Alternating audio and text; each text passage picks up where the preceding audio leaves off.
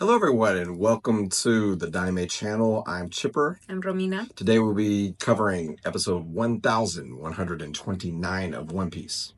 Kuma's past, better off dead in this world. We're doing it from Ebis in Japan, in Tokyo, Japan. We made it. Yay! Just in time for the world to end in Kuma's life. Yeah, I was not looking forward to watching this, but They're easing us in, right? Just a it couple wasn't of deaths. like nonstop. And we had to pause it multiple times too, just life things. Yeah, but maybe if I sat in one sitting without interruption and don't maybe worry. I would feel it. Don't worry, we're just getting started. It's gonna be great. Just give it a few weeks. I mean, both of his parents died. Is that not enough? An answer is no, it's not. You're right. It's hard, like, when I see adults die, like with children, what I mean is like, never mind, it's really bad. It is really bad. But when I see him, like, baby Kuma crying and things like that, that's where it's like really hard. But all right, so let's start. This it starts off by taking us back to the moment where Bonnie just stabbed Saint Saturn. And what we all knew to be true, that obviously if Saint Saturn didn't want to get hurt, he would have done something, but he didn't care. That stabbing is not going to do anything. So, yeah, it shows her stabbing him. The Marines are freaking out, like, how dare this happen? He's above the gods.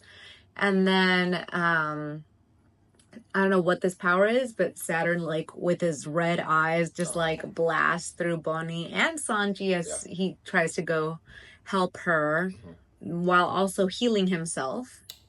You could see Kizaru and Luffy, like, lying there, like, just spent completely. And Saturn's like, oh, I'm surprised that, you move so sluggishly. Like, are you really done? And then Luffy's there, like the shriveled up old man going like a little raise. He's like kurushi. He's like making something just like his breathing sounds were. Yeah.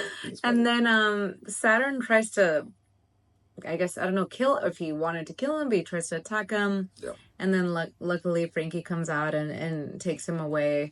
And Saturn, is he a spider or something like that? Because I wonder why he refers to people or beings as, like, insects. Like, as if he looks down on them. But I'm like, aren't you a spider too? I don't know. Well, the spiders eat the insects. That makes sense. Yeah. Technically, the arachnids are not. That's insects. True. That's true. So yeah, he used that terminology a lot. Yeah. Extermination, these insects, who should I kill, blah, blah, blah.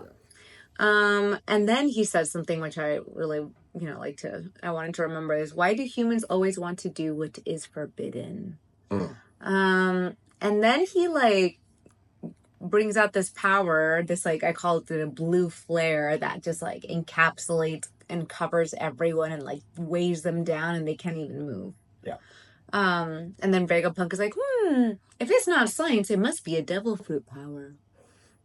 So, interested in learning more about where Saturn's powers come from and what they can do. Yeah. It's also an interesting segue because we all knew, like, they've been building it up for the past few weeks about Kuma's past. Mm-hmm. And then we had the last week's episode that kind of set up everything, just a slight recap of his relationship with everybody, just to get you ready for it. And then, spent the first half of the episode, like, actually going a little bit more in the present, and then before taking you back. I thought that was interesting, like, choice. Yes. And then what is that connection that Kuma has, right? So then going back, Saturn explains that Kuma was in the slave caste, and we're like, why? What happened? And Bonnie remembers in her own father's voice that he wanted to save the downtrodden, like the liberation warrior Nika. Right? We don't hear this very often. And then it takes us back to 47 years ago in the South Blue. Yeah. And then we could instantly hear and see the faces of two parents lovingly talking to their child, basically thanking him for being born. Yeah. And I thought to myself, how does a boy and a man who went through so much and is going through so much pain be born with so much love? And that instantly, like, I don't know, just their voices and the way they talk to him. And I, like, as I think about it, I kind of want to cry. But I think, like, at least he had that, like, it's good to know that he had that love. Yeah.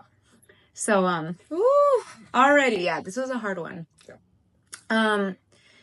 And then you wonder, like, what happened? What went wrong, right? So then it kind of fast forwards to 4 years later, which I thought to myself, at least he had 4 years. Like, every time I was like, oh, 4-year-old Hey, Kuma. at least that was 4. She had 4 good years, right? Mm-hmm.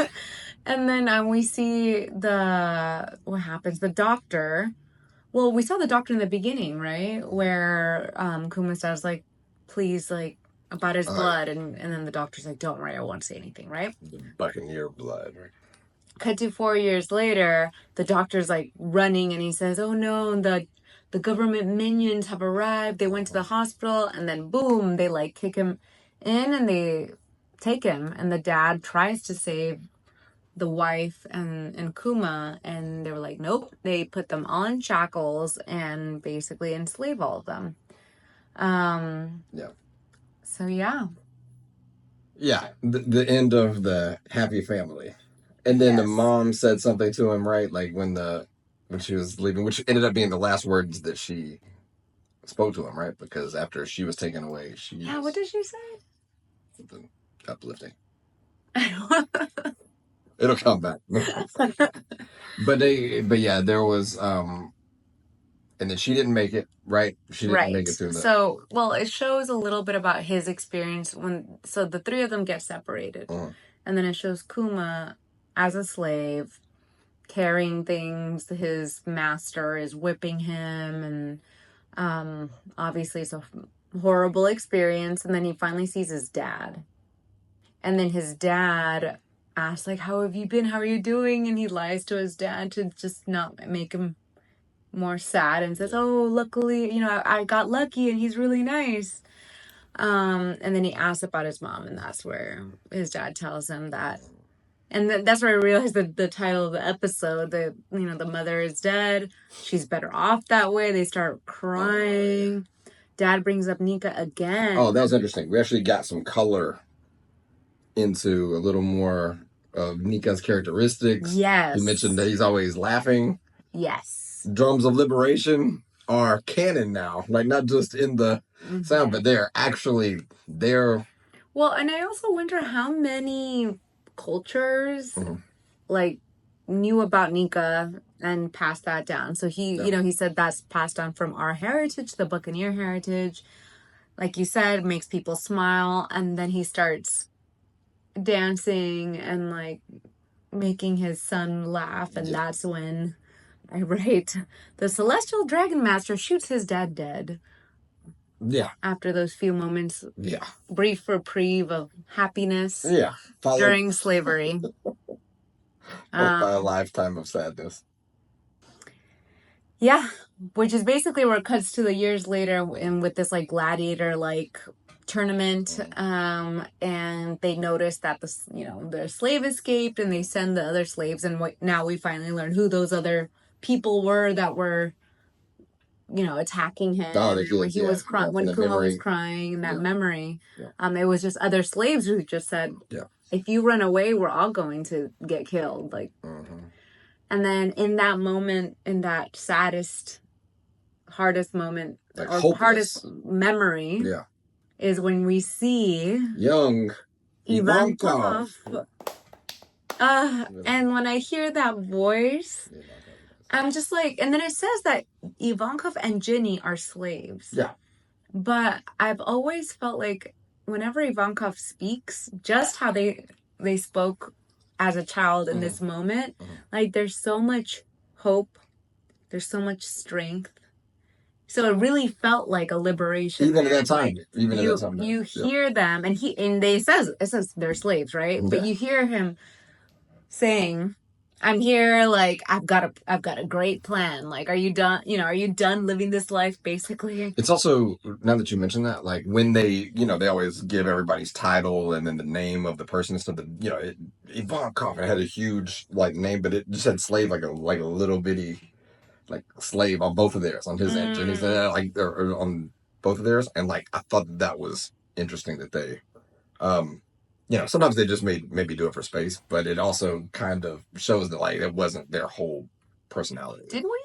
Did we know anything about Ivankov's like past? I'm trying to remember. Like, I definitely did not remember them being slaves or knowing anything about slavery. No, Ivankov, they were just the impelled down. I think that was the first that. We did learn that many people were slaves, though. Remember, and there was an episode where like, oh, they were a slave too. They were a slave too. Like, it seemed like many people were slaves, But then you saw what Ivankov became, and then you saw like, well, what Kuma becomes, because we know that he ends up like ruling Sorbet Kingdom, and and then what happened? Well, so this was really, really short. It felt really short, and it does seem like we're going to just have a good amount of episodes go into the past of Kuma, and it's important because he, the Revolutionary Army. Yeah, that's coming more about Nika, like the importance that they have. I did want to mention, and this has nothing to do with the show, like Romina last night finally tried Oden for the first time. I did. It was, yes. And I didn't, I don't want to make it about One Piece, but it kind of became for me about One Piece. So we went to, it was like a really nice dinner. And the food, they said, oh, we're going to have Oden. I'm like, oh, okay, I've never had it. Obviously, whenever I think of Oden now, I think of the character from One Piece, and I had it, and I have to say, it's so far my favorite dish. Wow. It's so rich. It's healthy too. Yeah. Lots of different things you can put in it. Yes, all of the ingredients, and I legit was like having it and like savoring it and thinking to myself like, Odin was right. This is definitely really good. And it had to be boiled. It had to be boiled. What was your favorite thing to put in there? I mean, being Peruvian or Peruvian heritage, I love sweet potato. We call it camote. Yeah, it's good. So I love just all the sweet potatoes they use here, but in the Oden. Yeah, that was a good one. I like the egg too. Egg's always nice in there.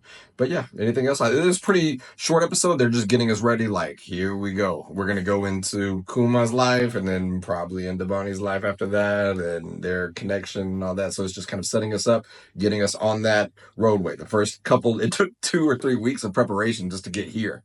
And then now that we're here, they're gonna kick it into the next year. What most impacted you from this episode? What stood out to you?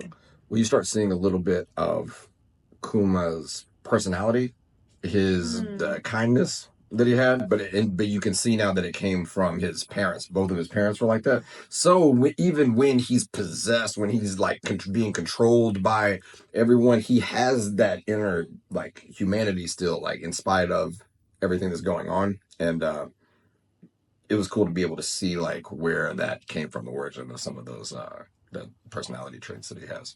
Well, I'm really interested, speaking of origin, like my thing was learning about having giant's blood, like the whole buccaneer thing, thinking about genetics and like what happened and why were people with giant's blood enslaved and how did, they identify that.